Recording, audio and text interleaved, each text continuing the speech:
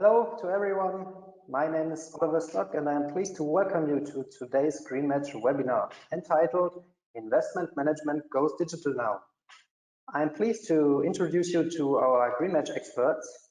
A very warm welcome to Tobias Bitterli, CPO and co-founder of greenmatch. Hello, Toby. Hi. And also a very warm welcome to Thomas Stahel, project finance expert at greenmatch. Hi, Tom. Hello, everyone. Yeah, thanks to both of you for being with us today. During this webinar, we will deal with the investment management process of renewables and the potential of digitalization in this field. We will show you a concrete use case of how digitalization can be used in order to ensure a smooth transition from transaction to asset management. And of course, we will be answering your submitted individual questions. If you don't have submitted any question right now, you can still do so by using the GoToWebinar tool. We will, of course, try to answer each question either during this webinar or afterwards. During the webinar, we will conduct several very short surveys and would really appreciate your participation. So, dear experts, we are very curious about this webinar, so that I directly hand over to you, Toby. Yes, thank you, Oliver, for the introduction. I would like to start with a short summary about recent investments in renewable energies. According to Bloomberg New Energy Finance, the investment volume in renewables remained constant from 2018 to 2019, constant at around $280 billion per year. And on the other hand, the installed power capacity increased from around 164 gigawatt to 184 gigawatt in 2019. This relationship demonstrates a further decline in prices, which is obviously good and which is a trend since several years already. On the next slide, we see the projection for the longer term. Here we see on the left-hand side the investment in power capacity, renewable power capacity in 2010 until 2020, so the last decade, where 1,200 gigawatt of capacity was installed. However, according to Bloomberg, it is planned to only install 826 gigawatt in clean power capacity. This is non-hydro renewable capacity that is planned to be constructed until the end of 2030. So this means we are far behind the needed investments to reach the Paris Agreement, but nevertheless, we are talking about $1 trillion of investments in renewables until 2030, which is an impressive figure, which is expected to increase significantly. Here we have a study from IRENA, which states that we will need investments in renewable energies of around $27 trillion between 2016 and 2050 in order to achieve the objectives of the Paris Agreement. This is almost $1 trillion per year. So we are still far away from this needed investment size. On the other hand, in 2019, there were $1.3 trillion spent on digital transformation, according to the Konrad Adenauer Foundation. And we are convinced that digital solutions will be crucial to make the energy transition possible. That's the reason for our webinar today. Investment management goes digital, because we see that these two trends go hand in hand. On the next slide, we see why we need digitalization. Here we have the source of Accenture on digital transformation. One important point of digitalization is that we can reach greater operational efficiency through the economies of scales. Also, we can add value through analytics and increase the transparency thanks to digitalization. And of course, digitalization enables us to act more agile and to be more flexible, which is really important in this fast changing environment that we are in. All in all, we can reach better performance of our assets under management, and this helps us to maintain or hopefully increase our competitiveness. And last but not least, it is important for the recruitment or for future recruitment, because tomorrow's talents, they grow up with digitalization and they expect the companies to do the same. Now, but how is digitalization possible? One important building block from our side is to build an agile process. Because if you're agile, you are ready to react to changes in the market, and this is really important in our environment. A second important fundament is the harmonization of data, because if you want to automate something, it's important that your data is well structured. Then we see the future more in networks of modular software solutions and less in one solution that fits it all. So it's really important to talk about APIs, to talk about how software is communicating with each other.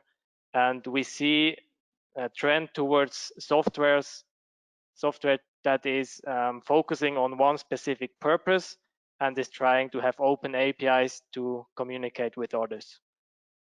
And another important part is that you plan to integrate your software into your process. It goes hand in hand, so software is really important to be fully implemented into your process. And last point, try to use new technologies like machine learning, AI, and big data where it makes sense. We write where it makes sense because, of course, there are a lot of use cases where it might not make sense. So be clear on which topics it makes sense and where it does not.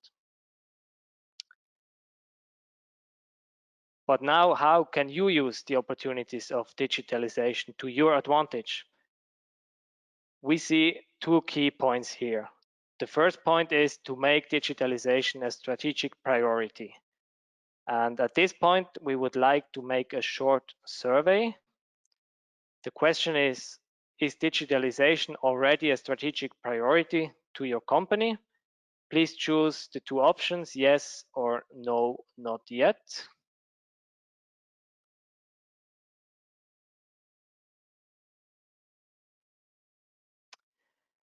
Thank you for the answers.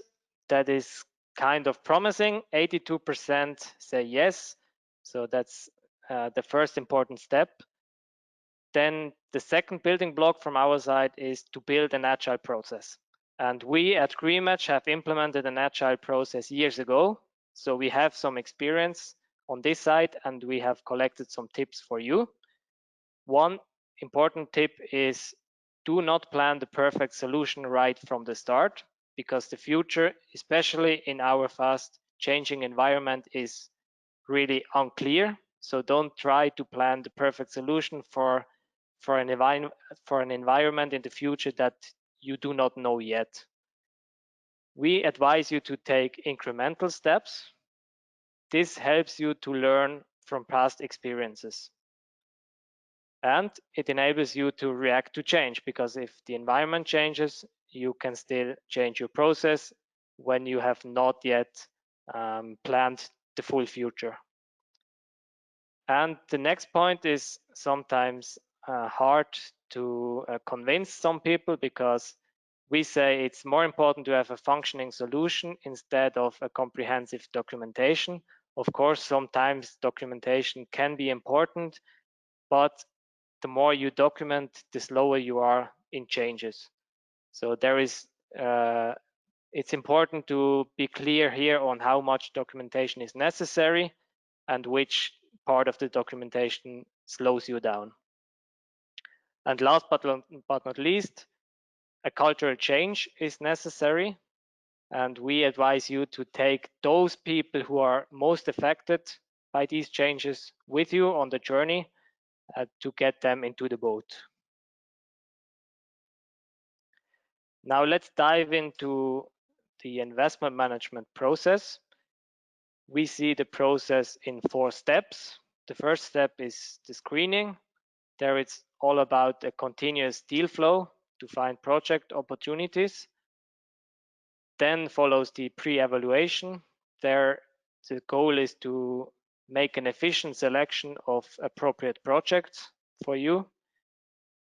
Then the due diligence, where you try to assign the risks and to negotiate contracts. And in the end, after the transaction, comes the asset management, where you can try to improve your returns and where you have certain reporting requirements. At this stage, we have another short survey for you. We would like to know in which phase of the investment management process are you involved? Here it's possible to select multiple options. Choose between screening, pre-evaluation, due diligence, and asset management.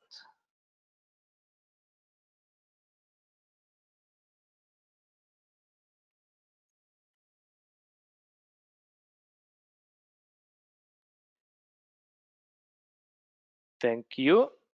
We see slightly more people in the pre-evaluation due diligence process, slightly less in the asset management part. Now let's dive into the screening. In the screening section, it is important to have set your investment strategy. So you have to choose in which technology you want to invest, which countries or which regions you want to invest. Also important in which project stage you want to invest, under development, turnkey projects, or only projects in operation. Then of course it's important to conduct market research to be up to date with specific market changes, changes in regulation, and so on. And it's also important to build up an industry network, because most of the projects you will find over your network. And the goal of this process is to generate a deal flow as steady as possible. And we have some tips for you what you can use in this screening process. First would be to subscribe to newsletters from relevant market players like the industry associations. Now we are one slide too far. Yes, thank you. From industry associations, from Bloomberg New Energy Finance, German Watch, or of course our own newsletter GreenMatch, where we write about market topics from time to time.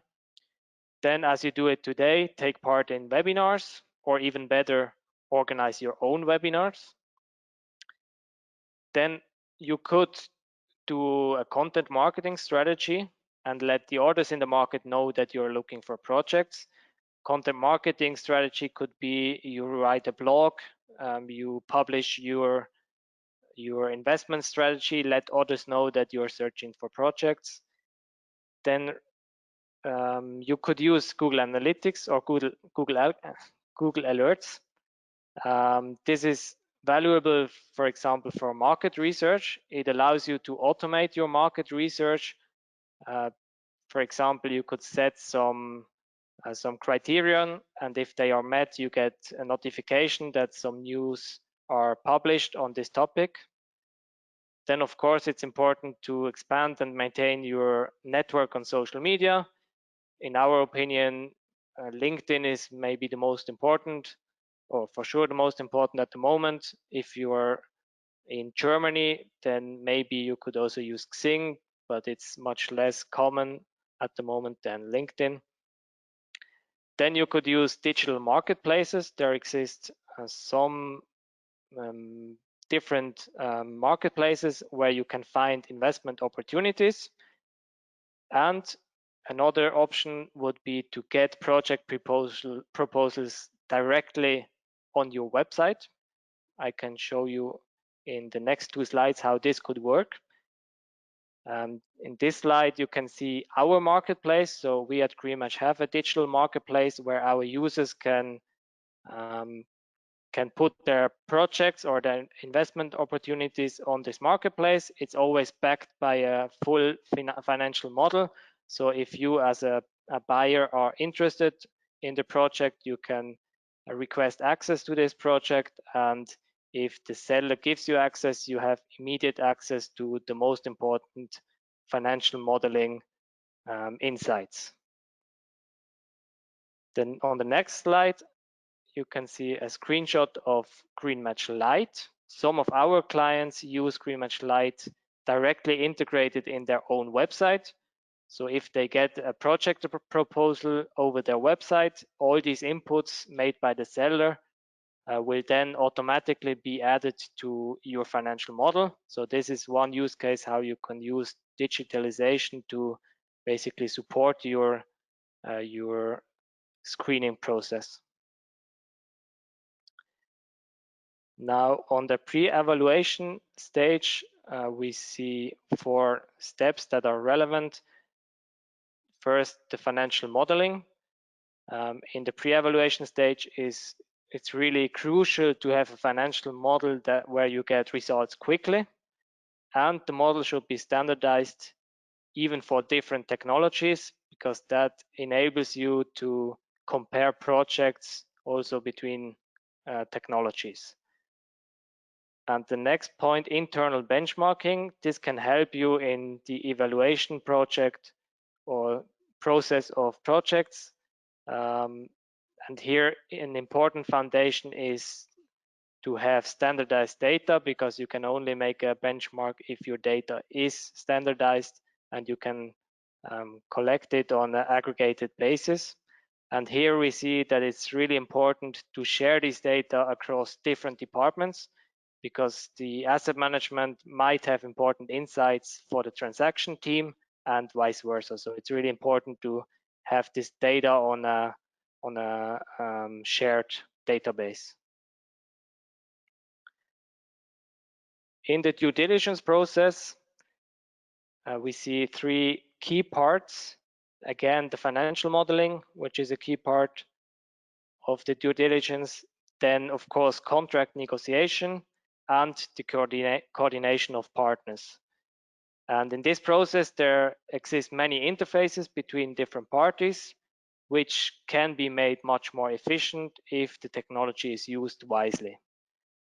One example I would like to mention here is the financial model, because we see that there are still many transactions where the buyer and the seller both use their own financial model, and then a significant amount of time is used to compare the calculation logic of the 2 models and to agree on a certain standard. And also most of the models are built in spreadsheets, which we find to be quite risky, as you can see on the next slide, because I've just read a headline yesterday that Microsoft Excel might have caused the loss of 16,000 COVID test results in England. And in order to avoid such errors, because you don't want such errors in your modeling for your investment, and we have collected some tips on the creation of a financial model, how you can reduce the risk of such an event. The first point, which is really important, is the verification through automated tests, because if you have unchanged assumptions, you always want to get the same results. So it's really important that if you make a change to the financial model, that you have tests that make sure that the results are still the same. This is sometimes hard in a spreadsheet, because often testing in spreadsheets is done manually, that you try to, or that you manually find mistakes if you change something to the model. And we really suggest you to automate this by automated tests. The second point is the multi-eye principle. We advise you to make sure that your model is considered correct and solid by several people. We've seen it many times in companies that they have one financial modeler, which is basically building the model and maintaining the model. And of course, you have the risk of mistakes there. And secondly, if this person leaves the company, you have a problem, because you have no one who has the knowledge to further maintain the model. This is The third point, try to ensure the continuity of development. You always want to make sure that you can quickly adapt your financial model to market changes, that you always have at least one person who is able to make these changes. And the next point is validation by community. We advise you to share your cash flow model with your partners, because if you share it, you have like free test capacity. The more people check your model, the lower the risk of mistakes. And of course, you can do the same with independent auditors, for example. You can let your model certify by an auditor, which checks if your calculations are correct and if your process makes sense.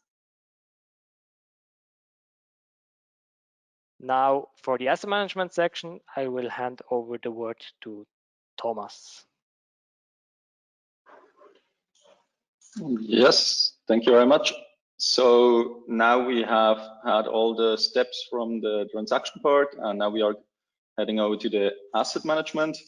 And we always divide the asset management in 3 parts. So first we have the stakeholder management, then we have the technical performance of your assets, and also the financial performance of the assets. The stakeholder management is all about contract management and optimization.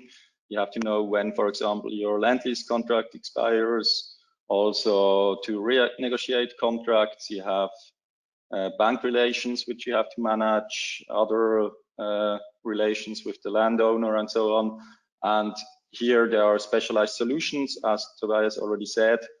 There are different solutions for the asset management, but also for the other parts. And the important thing is to connect all these solutions by interface.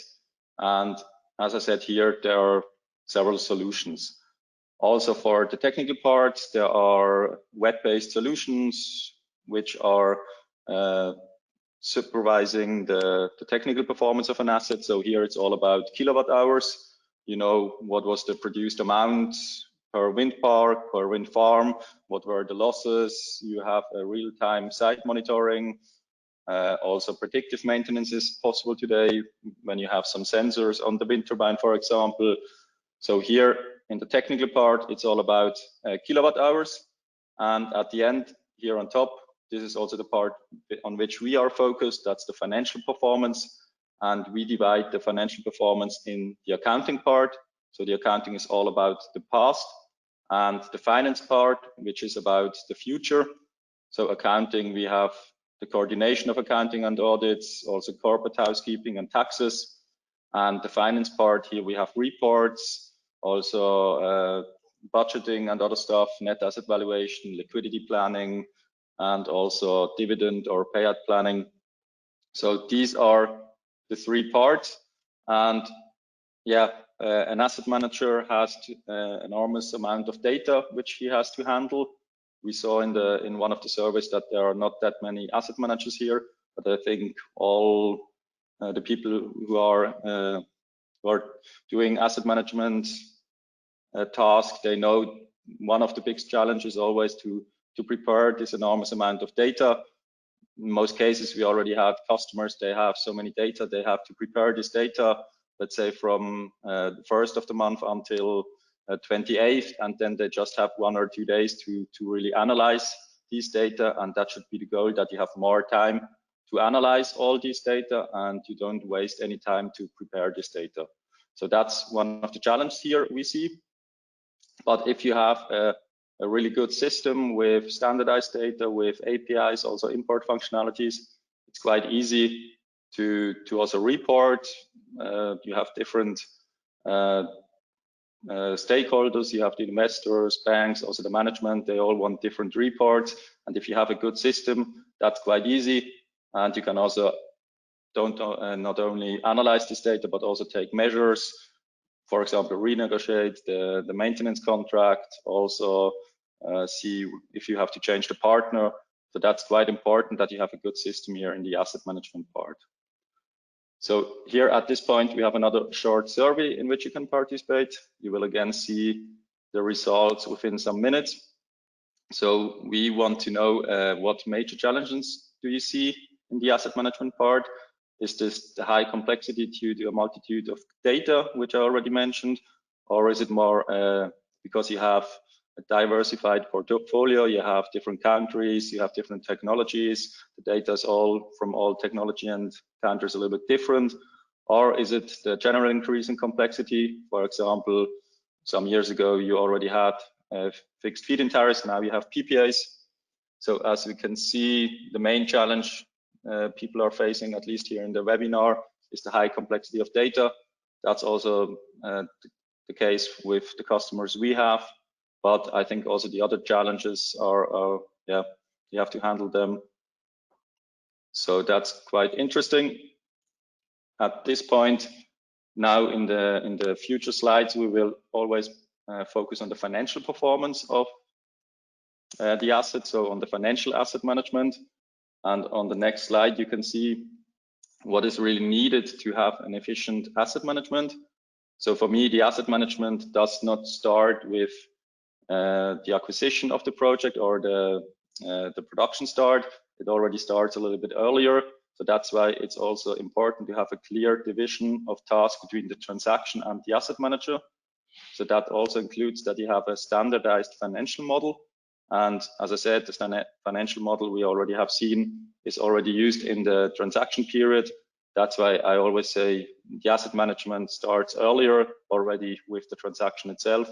And here it's also in the interest of the asset manager to have such a standardized financial model, or at least standardized output, because in the asset management, you want to compare actual data with planned data, and that's way easier if you have standardized models or at least standardized outputs. So that's also one really important point. Another point is the chart of accounts.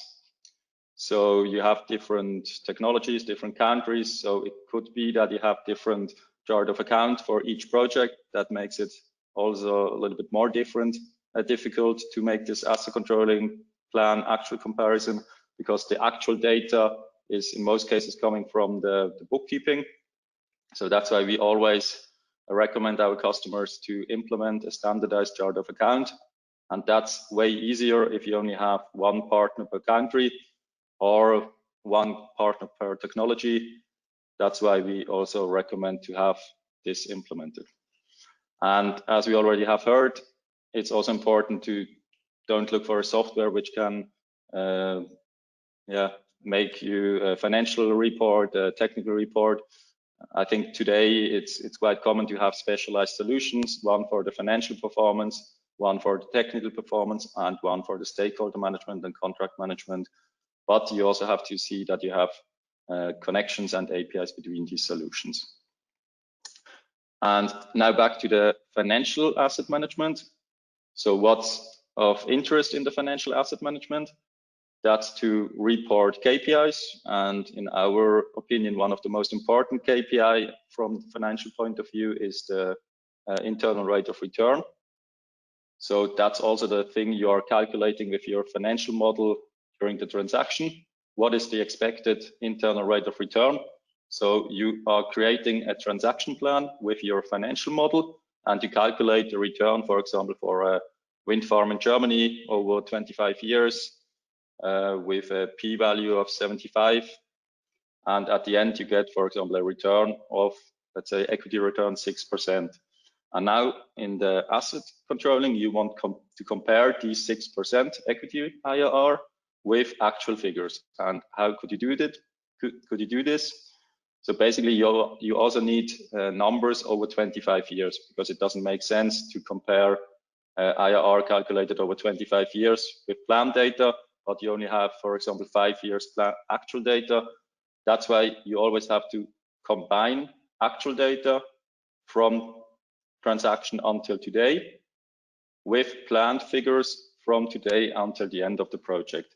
And these planned figures here in the updated plan, they don't have to be the same as in the transaction plan, because during this period here, for example, during this 5 years in which we already have actual figures, you get new insights of the project. For example, you know your market price forecast was too conservative, or you change some contracts. That's why it's always important to have the newest information in your plans and to update all these plans from time to time.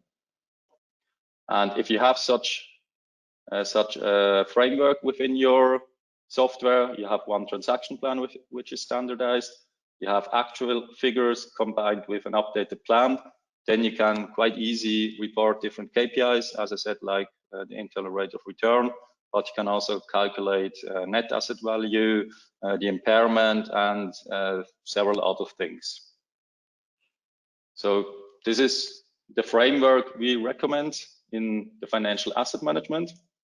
And now in the next part, we will have a look at a case study, which shows you how you can use our software solution from the pre-evaluation until asset management. So let's assume you are working as an asset management in an IPP, and the IPP has an international portfolio. Let's assume 30 projects, different technologies, wind, photovoltaic, also hydro in different countries. For example, Switzerland, Germany, and also France. And now the IPP is acquiring a new wind farm in Germany. And what is the best way to integrate this wind farm into the portfolio? On which point you have to focus? As I already said, the asset management already starts with the transaction and the transaction plan. So it's already important that you have during your transaction a standardized transaction model, which also means you have standardized plan assumptions. I can show you a little bit later in the tool what I mean with this. Then it's also important to have this company-wide account mapping, which we already heard, and that you continuously import or compare your actual data with plan data to get all the insights. You can also get some information to the transaction manager in the next transaction, for example. We have to use another benchmark for OPEX or whatever. And these findings can also be imported in the updated plan. And then when you import all this information to the updated plan, you also have always the best guess for the IRR over the actual IRR. So you can continuously report different things, which you can also see a little bit later. So for now, we will leave the presentation and jump into our web-based financial model. So you can also sign up for free if you want to test it after the webinar. Then you can log in with your email address and password. And here you can see how such a solution can look. So that's now not Excel, it's a real software. And here on top, we have the G-evaluation. This is the financial model. Here we plan everything. Then we have the asset controlling. So here we compare the actual data with the planned data. We also have a portfolio tool where we can aggregate different projects, and the marketplace, as Tobias already said, where we can do screening for interesting projects.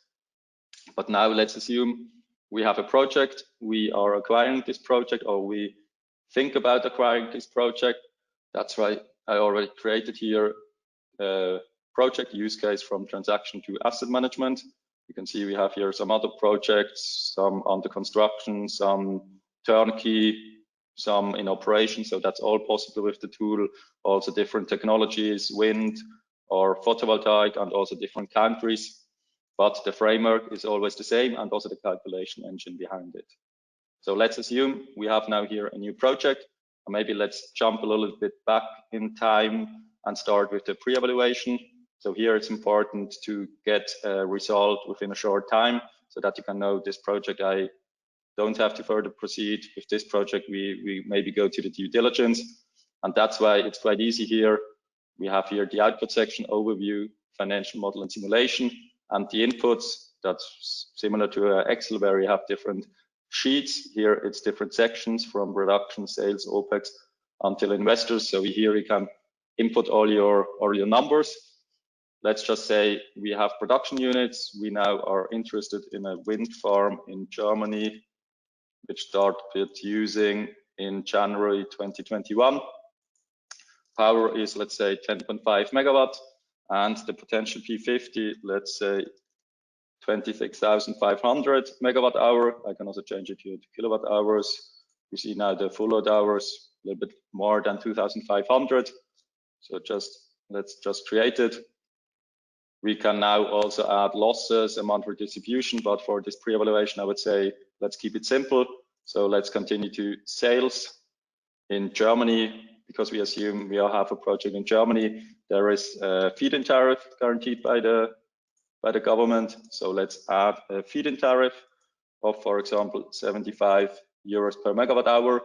This feed-in tariff is only for 20 years. That's why we can say start is at production unit start, but the end of this feed-in tariff is not at production unit end.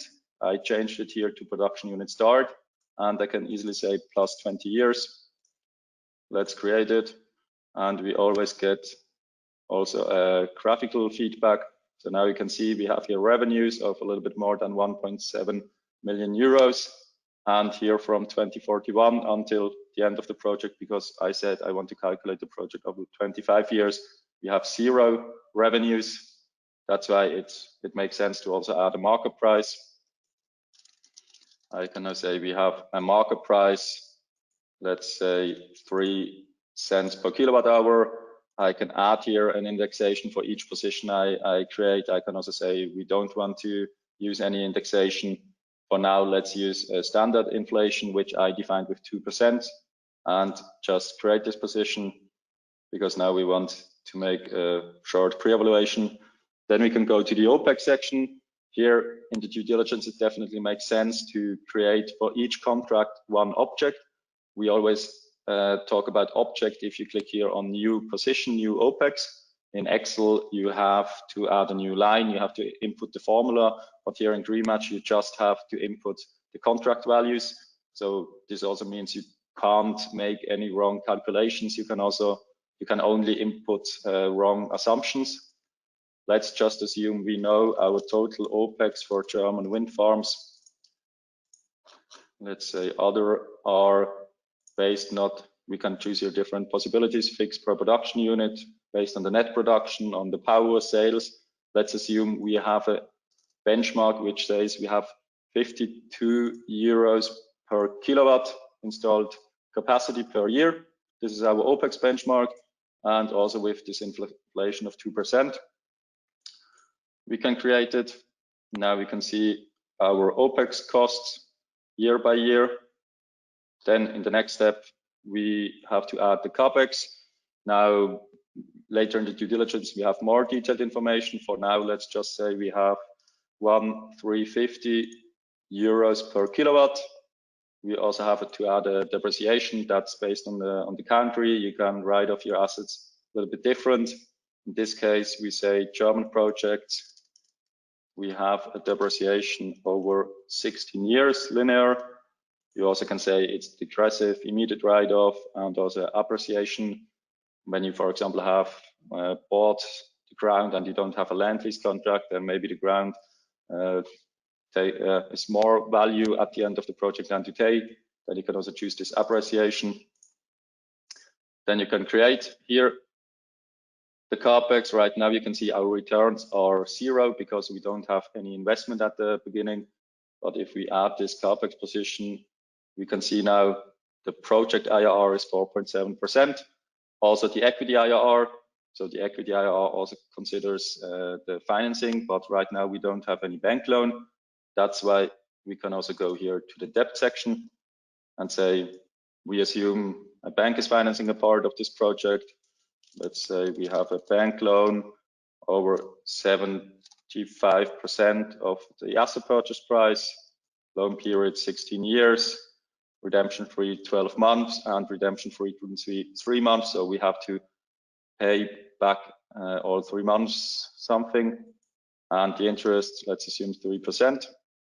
And now you can see the equity IRR is getting higher because of the leverage effect. Now we have an equity IRR of 7.3% and project IRR before financing still 4.7%. Then taxes is a little bit different from country to country. That's why for now, just keep it simple. We just say we have 30% taxes and save it. Now our return will be a little bit lower after taxes. It's now not 7.3%.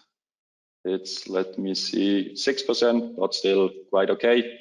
So like that, you can generate in really only some minutes a financial model. Now on the overview, we can also see we have here now the different returns, project return, equity return. We have several graphs. For me, the most important one is this internal cash flow waterfall. So here I can already see the black line, the revenues, they are the same for 20 years. So when I first see this project without any other information, I would assume we have a feed-in tariff or maybe a PPA, but if it would be a PPA, I think the fixed tariff would be a little bit, not 20 years, but maybe 10 or 15 years. And then we have a market price. We can also see the OPEX costs, which are getting higher from year to year, the debt, and also here, for example, at the beginning, here we have a change in liquidity. So we keep a little bit more than 800,000. That's the last point in the list within the project. That's because the bank doesn't allow us to pay any dividends during the redemption-free period. But then here in the next year, we can distribute this liquidity, which was kept within the SPV. So other graphs here are also about, for example, this liquidity. You can see how it develops over the project. So that's quite easy to get such a pre-evaluation. And here in the FEMA tab, you also have the whole financial model consisting of the P&L, cash flow statement, and balance sheet. And this framework is always the same. So we always have operating cash flow is sales minus OPEX and taxes. In this case, we have now just one OPEX position. Then we have the investing cash flow, which leads to the free cash flow. Then is all the debt funding, also reserve accounts, which leads to the cash flow to equity. So that's the money you could distribute to the equity owner, but it's not always the same than the payout, because most companies, they don't pay dividends each month, and greenmatch is a monthly model. That's why we also have here a difference between cash flow to equity and payout. And also this equity IRR is not the same than the payout IRR. So now let's assume we have finalized our pre-evaluation with 6% equity IRR. That's fine for us. Let's go to the due diligence. For this use case, I already prepared other project versions. So you can create different project versions. One for the pre-evaluation, then another for the due diligence, then maybe also the transaction plan. And I also have here one updated plan. But first, let's have a look at the due diligence. So as you can see, we have the same framework, which it makes it also easy to compare different projects, different technologies, also to compare these planned data with actual data, because it's always the same framework. But when I click here on OPEX, in this case, you can see we have one land lease object, one O&M object, one insurance object. So here we have different objects. So that's why this is a little bit more detailed modeling. Here in the production units, you can see we have each wind turbine modeled. We also added some losses, a monthly distribution. Sales is more or less the same, but here in OPEX, we have created more objects. At the end, the idea would be that you have one object for each contract. So here we summarized O&M to one object, but normally you have one for the commercial plant management, one for the technical, one for full maintenance, one for part maintenance, and so on. So it's also a little bit simplified, but I think for this use case, it's quite okay. So what important is you can create one project and then add from time to time new information. The framework is all the same. You can compare it, and like that, you can also quite easily create a new asset in the asset controlling. So let's say our transaction plan is finished. We acquired this project. I delete this here just to show it how it works. So now we can say the transaction manager handed over an asset to the asset manager. So now the asset manager wants to create a new asset in the asset management tool. I choose here this use case from transaction to asset management. We will use the due diligence version as our original plan. And at the beginning, when the project just started producing, we have no updated information. So we also use the due diligence for the actualized plan. And when I create it, we can see planned and actual IRR is the same because we don't have any accounting numbers.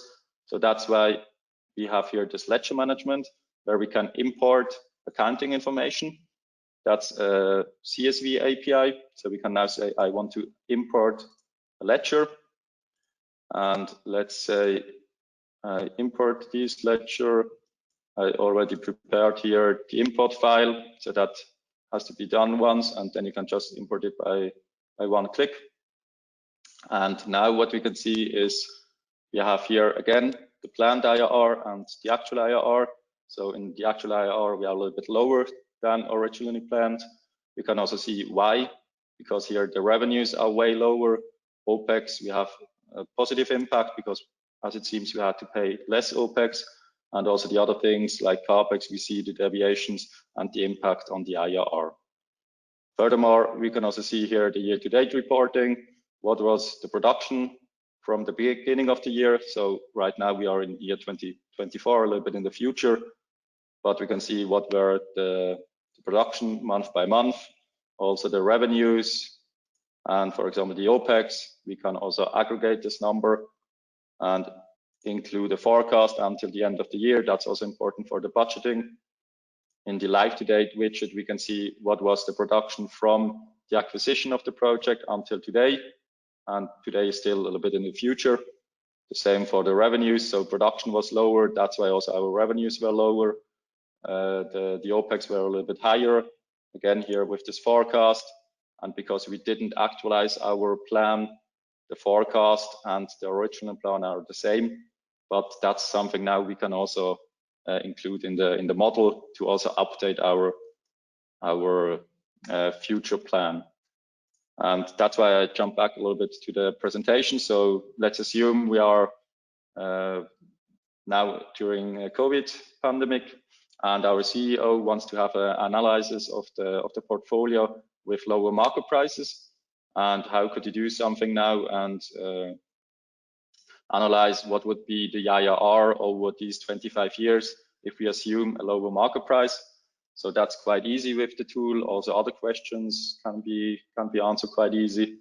So when I go back to the tool, we have here the asset management tool and we have the valuation, which is the planning tool. So let's jump back to the planning tool. And what I already did here in this use case from transaction to asset management is I prepared an actualized plan, so an updated plan. That's this project version here. And here we can now say the CEO wanted to have an analysis of lower market prices. So let's just change here the market price from 3% to, let's say, 2.5 cents per kilowatt hour with a market price indexation. For sure, you can also add a market price prognosis with changing prices from month to month or from year to year. You can also include a little bit more complex contracts, but for now, just say it's 2.5 cents per kilowatt hour. And if I go back to the asset management now, we would assume that the market price is now lower. When I change here the updated plan to the plan I created, so right now equity IRR 4.7%. If I include the lower market price assumption, then over the 25 years, it's now higher. That's maybe because it's based on, we have some revenues based, OPEX cost based on the revenues. Or maybe I also changed something else before the, let me see, before the webinar. I have to go to the updated plan. So I think I already lowered the land lease. So that's why the OPEX costs a little bit lower, higher. So normally what you would see is that the IRR would getting lower. Other things we saw in the live to date data is maybe also that the production was too optimistic. That's why in such an updated plan, we can also include, for example, another loss from 7/20/24. That's the date we are of 3%. So in the future, we want to have another loss because during the last year, we saw the production is lower. So let's create this loss. And what you also can include in such an updated plan is if you renegotiate the contract. So for example, here we can see O&M is 135 euros per year, but let's assume we have renegotiated this contract. We have now not a fixed amount, but we have such an option-based amount. With this option-based amount, you can, for example, also say We have an OPEX position with floor. We have an OPEX position with a bonus component, also with changing prices over time. And I already prepared such an OPEX position, O&M here. So if I save it, then in the future we have a new O&M contract.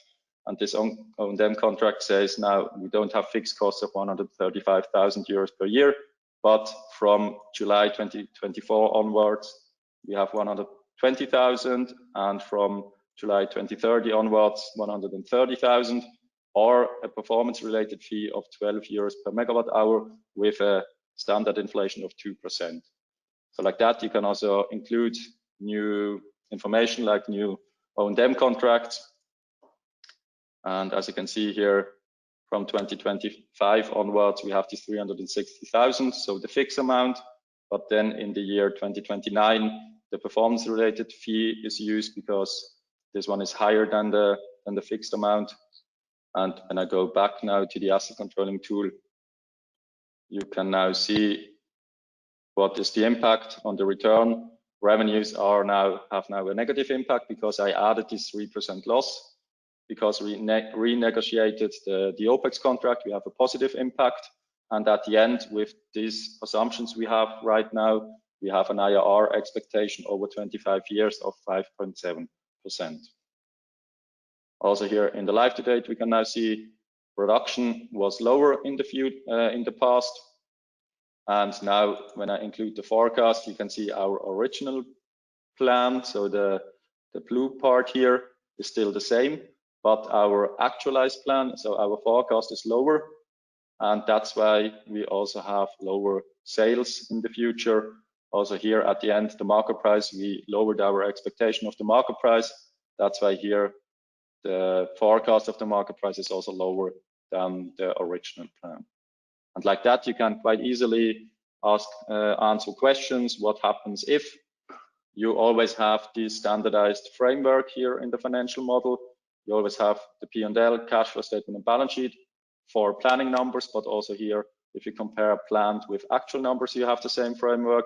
And this framework lets you report really a lot of things, not only IRRs, but that's what you can see here on the next screen if we jump back to the presentation. So here we have some examples what you can report if you had such a standardized framework. You can, for example, do a liquidity planning and also a dividend planning.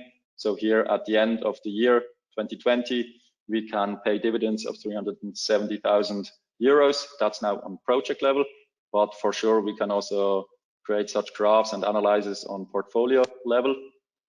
The same is here for the impairment. So here on project level, we have the net asset value, here planned 2020 and also actual numbers in the past. And based on this net asset value, we also calculate the impairment.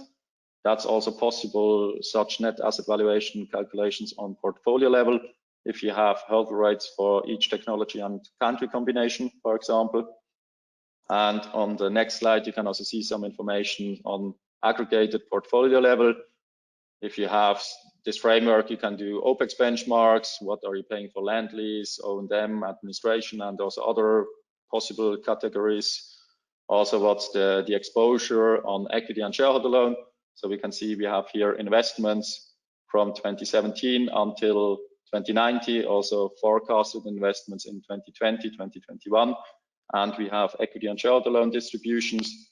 And this leads to the exposure of your equity and shareholder loan over the whole portfolio. We can also generate several distributions, histograms of, for example, the actual IRR. Most projects are between 6 to 8% equity IRR. We have here some wind and solar projects which have way higher IRRs.